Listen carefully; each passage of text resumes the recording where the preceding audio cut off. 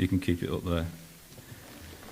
The songs this morning, that one, John, is one of my favourites. Great is thy faithfulness. We sang at my mum's funeral about 30 years ago. And the other one, I do not know what lies ahead.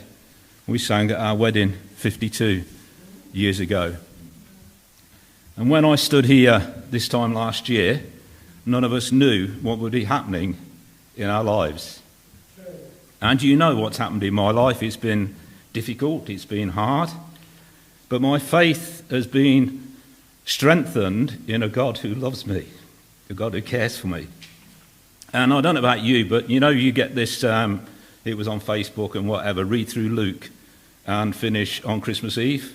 There's 24 chapters, so you read through. So I've done that, I've read through Luke, and I thought I'll carry on through John and read bits and pieces. And this morning, I read the first miracle that Jesus did, which was the turning of the water into wine. And the last verse, or like the verse 11, it says, "This, the first of miracles, miraculous signs, Jesus performed in Cana of Galilee. He thus revealed his glory, and his disciples put their faith in him." And it really struck me that the disciples put their faith in him, but it didn't mean everything was hunky-dory from then on for the 3 years that they followed Jesus. They still questioned who he was. Who is this man? And Peter it was revealed to Peter by God, by the Spirit, "You are the Christ, the Son of the living God." But Peter didn't get it always right. "I will not deny you," he said, but he did. And so it goes to show that the Christian life is not a plateau, and it's not always going up. It goes up and it goes down. And when I've been having my chemo, it's taken me a long time to get over it. And the last one, it took me nearly 10 days to get over it. And I'm lying on the settee at home, and I'm thinking, God, why am I going through this?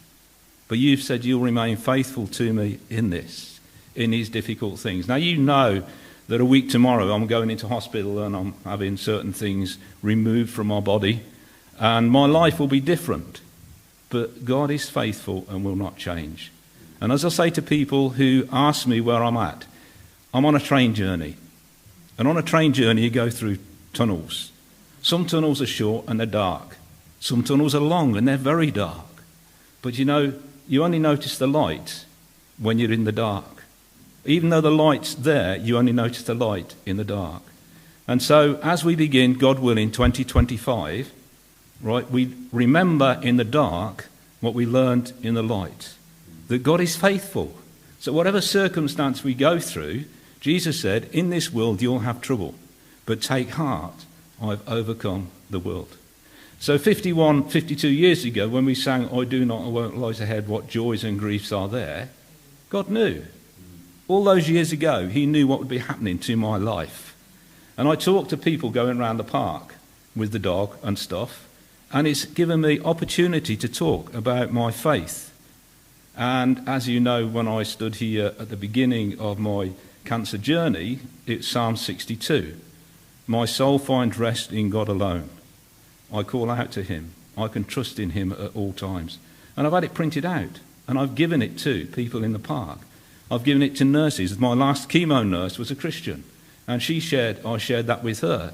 Then the lady that was doing the teas and coffee, she started talking about prayer, so I shared it with her. And then one of the other nurses saw it on the desk. He said, well, I'd like one of these. So I gave one to her. Now, I don't know where it's going to end up, but I just hope and pray that while I'm on this journey, I can be a witness of God's faithfulness to me and to Rosie and to the rest of the family, and that my faith remains strong and purposeful on this journey. Sorry if it's a bit more than 4 minutes.